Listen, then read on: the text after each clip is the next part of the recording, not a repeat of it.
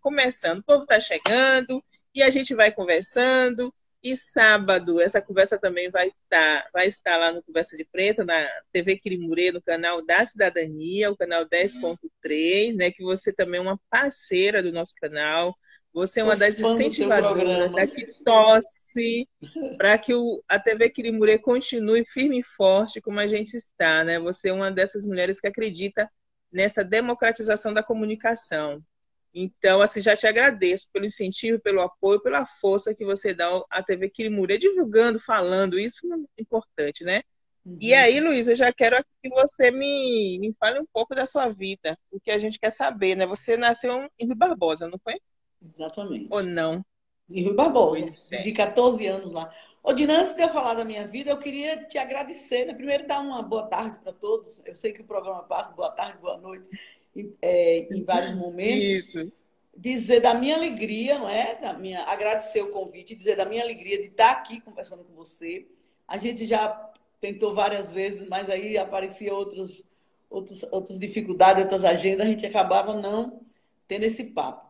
Dizer que é uma satisfação muito grande, né? Reconheça a importância do seu programa. Eu acho que você dá visibilidade para as mulheres negras, que tem tantas mulheres importantes, com tanto trabalho, com tantos projetos importantes, mas que você sabe que a nossa grande mídia não dá visibilidade, não nos dá espaço. Então, eu sou fã da TV Quirimurê, você sabe disso. Torço para que ela realmente entre no estado todo. Não sei ainda como é que está, não sei, depois atualiza a gente aí.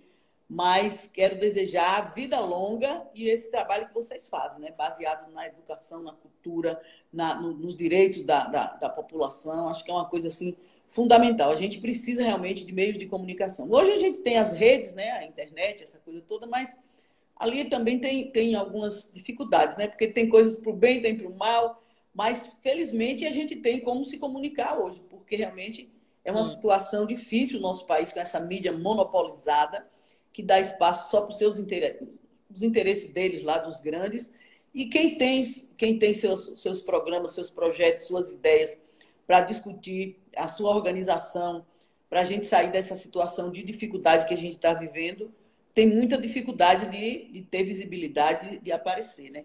Então, eu quero agradecer a você. O nosso tema hoje realmente é um tema palpitante, porque a política é um tema que nos faz vibrar bastante, apesar das dificuldades.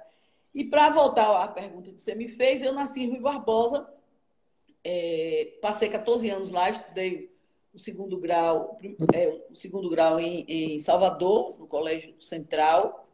Fiz movimento estudantil. Sim. Eita, Dina, peraí, que aqui o negócio Peraí parece que que você tá mexendo no celular, tá né? desarrumando, Mas é assim, tá desarrumando. tá Você desarrumando a botou, minha. botou um suporte? Pronto, deixa Como? assim. Bote um suporte atrás para segurar o. Pronto, aí agora, deixa assim para ver se ele segura. Enquanto você tá arrumando, quero dizer também que Tony Ávila, nosso parceiro aqui da TV Quirimurê, está aqui presente.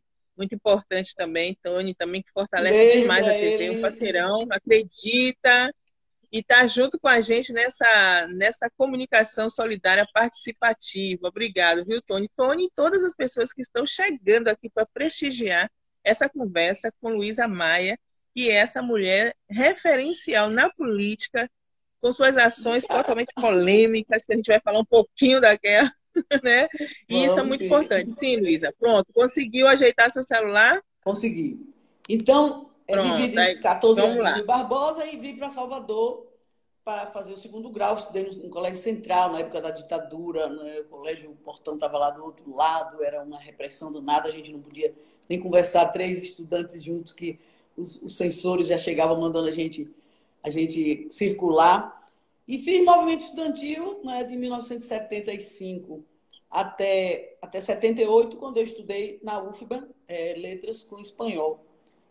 Fui do diretório central os quatro anos de faculdade e saí, vim morar em Camaçari, porque a gente estava já militando no PCdoB, que ainda vivia na clandestinidade, e fui solicitado pela Hum, direção do meu partido para escolher alguma cidade para vir ajudar na luta dos trabalhadores. Aí vim para Camaçari, porque já o polo estava instalado, Eu já estava aqui mais ou menos desde 1976 e a gente precisava dar uma força para o movimento sindical, né? Eu e Daniel Almeida fomos trabalhadores da COBAF e ajudando a derrubar aquele pelego que estava lá na direção do sindicato, tudo indicado pela ditadura militar. E nós fizemos uma luta e temos uma história bastante competitiva, né? E atuante nesse período. Né? Como estudante, a gente lutava pelo fim da ditadura militar. Né? Aí conseguimos em 84, 85, elegemos Caetano prefeito de Camaçari em 85, tomou posse em 86. E a minha vida toda foi assim, desde os meus 13 anos que eu tomei consciência política, tomei consciência das desigualdades. Sou uma pessoa inconformada, Dina, sabe? Com fome, com miséria, com preconceito, com machismo. E enquanto eu tiver vida, enquanto tiver brilho no meu olhar, eu estarei na luta para realmente conquistar uma sociedade igual, uma sociedade que todos tenham oportunidades, não esse absurdo que a gente viveu e está vivendo, né? Agora ampliou-se no nosso Brasil.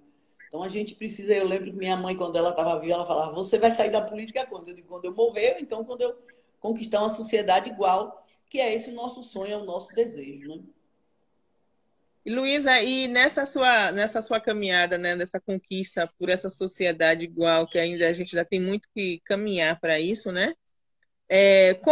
Em que momento você se insere assim na política, né? Como mulher? Você é filha única? Você tem outras Não, irmãs, irmãos? não, Como é? tenho 4 irmãs, tinha 3 irmãs, uma já faleceu, adoeceu cedo, né?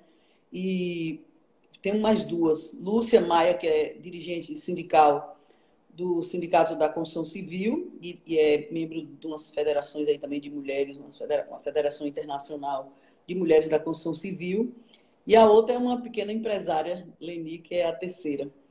Minha mãe também já Sim. faleceu, meu pai, mas a família... Aí adotei os 4 filhos da minha irmã que faleceu, né? São 2 homens e 2 mulheres. Não tive tempo de parir e também tinha um pouco de receio, porque lá em casa as Sim. pessoas, quando ficavam grávidas, sofriam muito com enjoo e vomitava e passava 3 meses malzinha. Então eu fiquei com a ideia de adotar crianças também, porque esse sempre foi meu plano, né?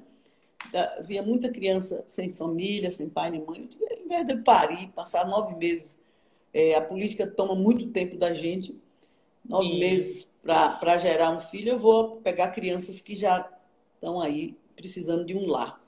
E aí botaram no meu colo, né? A vida botou no meu colo 4, e tão grandes já, formados, todo mundo cuidando da sua vida, casados. Muito feliz com a minha Sim. família. Pronto. E aí você entra de fato assim na política, quando você se descobre, não, gente, eu vou realmente seguir essa carreira aí. Vou ser vereadora, depois pretendo ser deputada, e aí quero caminhar nessa linha aí em pró, né, de uma sociedade igualitária, principalmente combatendo o machismo, o sexismo, todo tipo de discriminação, né?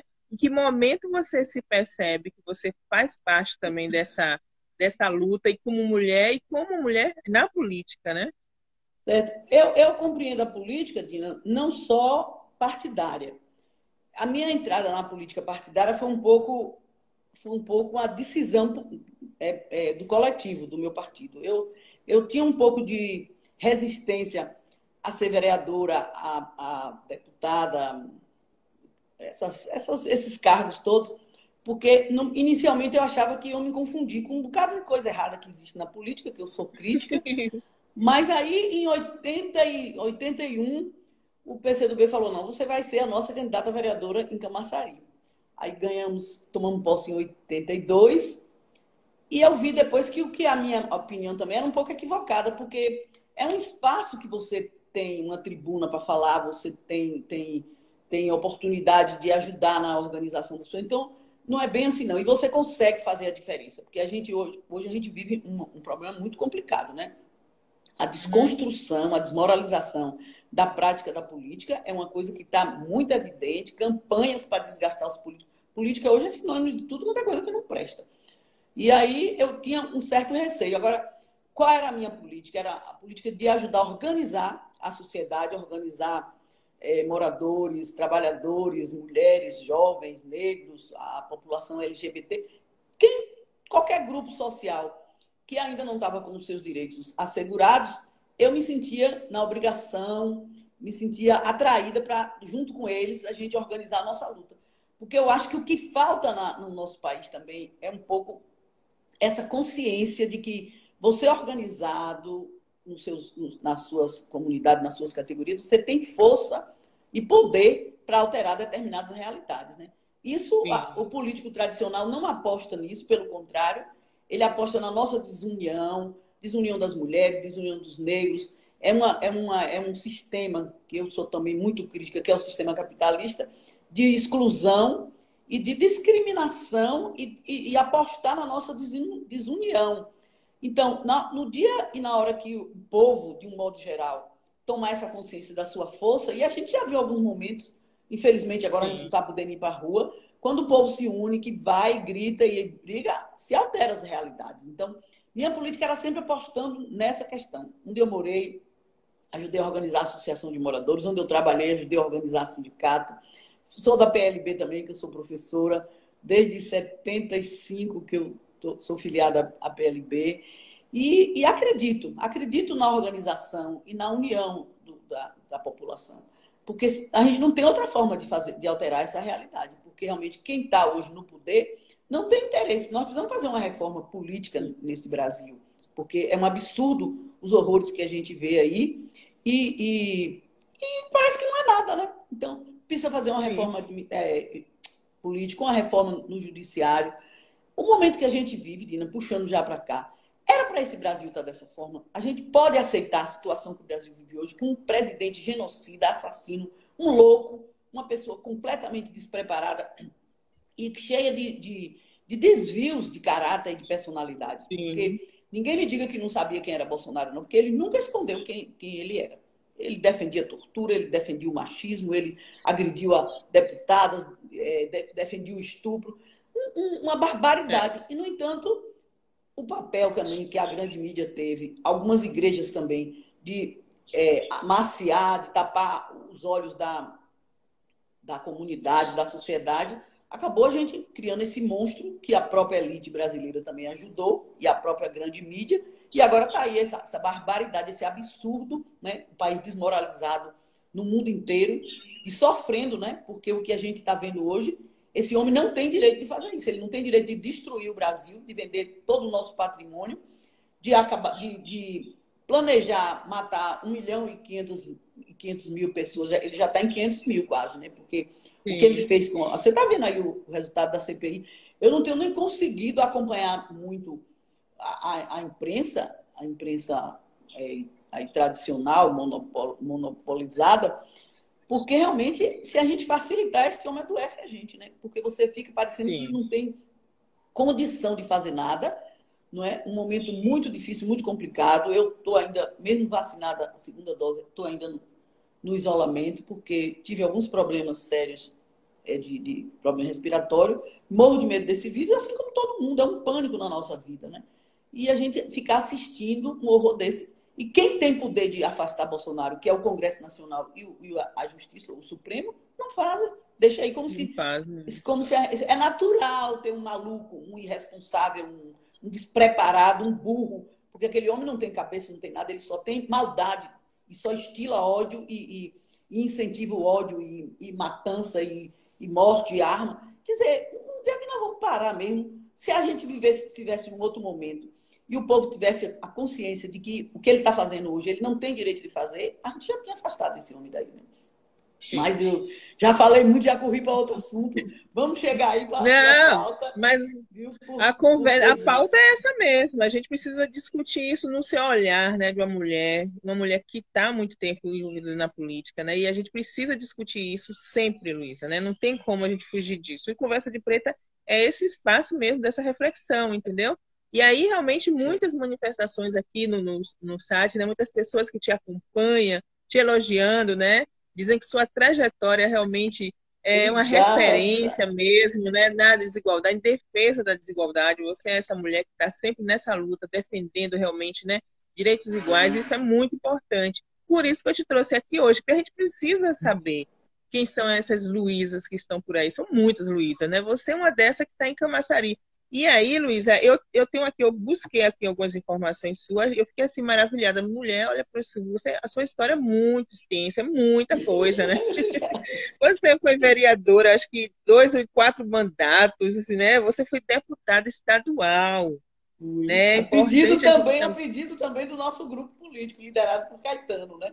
Hoje Caetano e sim, Monteiro. mas é a pedido porque viu esse potencial, né? Viu que se encaixa você ia levar porque não, você é uma pessoa comprometida com essas questões. Então você está militando na esquerda, você foi do PCdoB, agora você está no PT, não é isso? E no momento em que Uhum. você foi deputado estadual, conta para a gente também como é que foi esse processo, né? Porque assim, Luísa, a gente precisa, principalmente nós mulheres, a gente precisa saber dessas mulheres que estão envolvidas na política, que estão participando da política. Você ainda está, você é uma referência, mesmo que agora, né? Você esteja Não estou só com o do outro mandato que eu lado. não quero mais ser candidata. Agora, na política também não Sim, vou ter mais. porque precisa parar. A gente precisa de você aqui também nesse movimento que a gente está fazendo agora, né? Porque realmente eu sei Exatamente. como é que é isso lá dentro. Eu nunca fui, não pretendo ser, mas eu imagino realmente, porque eu acompanhei todo o seu processo também, na questão da lei da antibaixaria, como foi, né? Tudo, quando Uhum. você, né? E como você sofreu ali, né? Porque tem que ter muita força para suportar todas aquelas críticas que surgiram, né? Que ainda E surgem, e ameaças tudo que foi um babado. ameaças, imagina. Então não é uma coisa muito fácil, mas eu quero que você conte também como foi essa questão, como foi esse seu processo como deputado estadual, né? Como Pois se é, deu também, como você já falou, eu foi realmente. pedido. Tá ruim a ligação, Dina, tá ficando fraca a conexão. Eu não tô te ouvindo. Não está Repita me aí. ouvindo, gente? Sinalize aí se vocês estão escutando. Vê agora se melhorou. Eu estou Agora tá aqui bem, fora tá que aqui a bem. internet está boa. Então pronto, agora é com você. Então, ó, antes de chegar a deputada, eu gostaria de falar também um pouquinho como vereadora. Eu sempre, Sim. depois que diluí aquela ideia de que todo mundo confundia todo mundo, não, que você, mesmo num espaço com com ideias atrasadas, com resquício do que foi a ditadura militar, o parlamento, ele é um espaço importante para você fazer o debate, para você fazer a luta, para você ajudar na organização, fazer a defesa dos interesses desses grupos sociais, como eu estava te falando, que não estão com seus direitos assegurados. Então, ser vereadora, ser prefeita de Camaçari, era os dois desejos, né? Vereadora eu fui em 82 até 86, porque houve uma prorrogação. Depois fui candidata a prefeita, não ganhamos. Depois fui candidata em 96, ganhamos e roubaram o nosso mandato. E depois, em Sim. 84, fui eleita vereadora. Depois, em 84, depois 88, 2008, 2004 e 2008. Fui presidenta da Câmara 2 mandatos. Também fiz um trabalho de aproximar o poder legislativo da população. Instalamos a TV Câmara, fizemos uma reforma administrativa, tiramos 300 assessores. Tinha uma Câmara que tinha 200 vereadores, tinha 500 assessores, então eu achava aquilo um escândalo. Eu digo, aqui eu não vou ficar, se for dessa forma. Aí fizemos a reforma, mas também sofri, tomei muita porrada, mas não faz mal, né?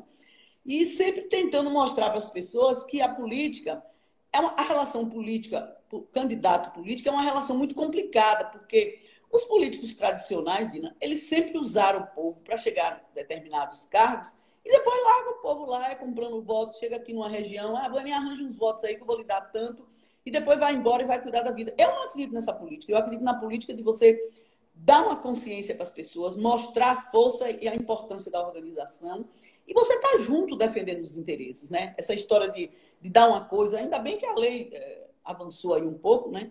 Hoje tudo é crime eleitoral, mas essa política, eu acho que ela está ultrapassada. A gente precisa urgentemente fazer essa reforma. E mesmo individualmente, com mandato, seja fosse de vereadora, presidente da Câmara ou deputada, o meu foco era esse, era ajudar o espaço que eu tenho, porque ali eu estou delegada, né? Alguém me deu Sim. essa oportunidade de estar lá para representá-los e a gente tem que fazer bem.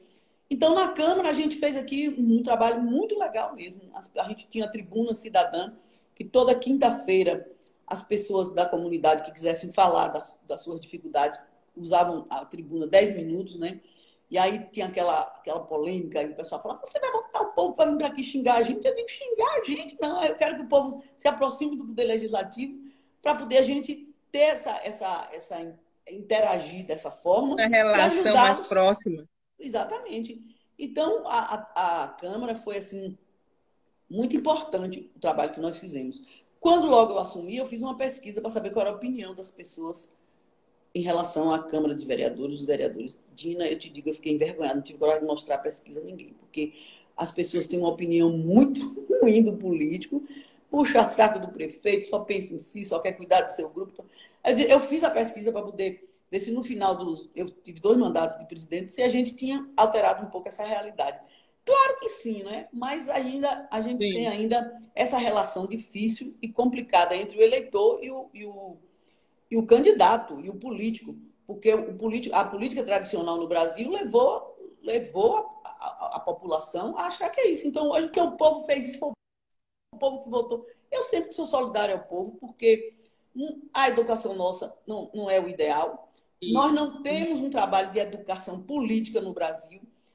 Você viu o debate, a confusão que foi quando a gente estava discutindo o plano estadual de educação, para não botar no plano essa questão da discussão de gênero, de igualdade de gênero. Foi um inferno que fizeram com isso. Né? Uma parte dos evangélicos fazem uma confusão na cabeça das pessoas com a história de que um pastor lá me disse, você está fazendo esse debate, você quer que todo mundo vire gay, que mulher vire sapatona, nesses termos assim, lá no cafezinho. Né? Quer dizer, uma estupidez, uma ignorância e ainda uma cristalização do machismo, das ideias do machismo na cabeça de muita gente, que você tem realmente muitas dificuldades, inclusive a dificuldade da mulher ter acesso à política.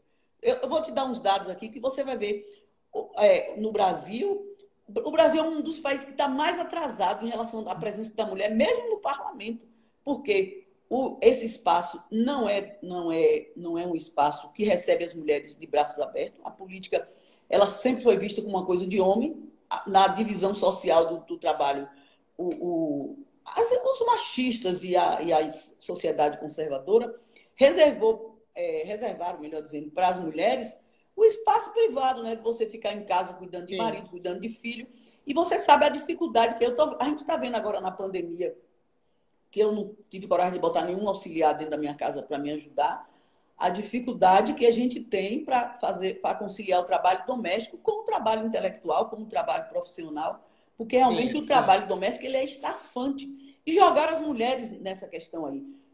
Se a gente for pensar que há quase 100 anos atrás, 90 e poucos anos atrás, a gente não tinha direito de votar, não tinha direito de escolher marido, não tinha direito de estudar, acho que a mulher avançou muito na sua luta, inclusive nesse espaço da política, que não é um espaço que nos recebe. A gente, para entrar na política, tem que estar preparada para afastar as pedras que botam no nosso caminho, as barreiras que botam para impedir que a gente tenha acesso. Tanto que você vê, a Assembleia Legislativa são 63 deputados, a gente nunca passou de 11 deputados. Agora mesmo parece que nós temos lá 10% outra vez de mulheres. E esse 10%, essa porcentagem, está em todos os níveis do poder no Brasil. Na Câmara Federal, é a primeira vez que a gente tem 77 mulheres, porque eram 50, 15% são 513 deputados.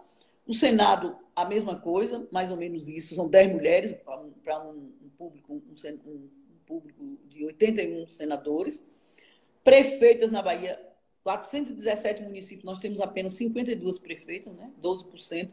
E não passa disso, vereadoras, o estado com 417 municípios, nós temos apenas 13%, 586 vereadoras. Salvador são 43 cadeiras, a gente tem apenas 9 mulheres. Então, não é um espaço fácil para a mulher entrar.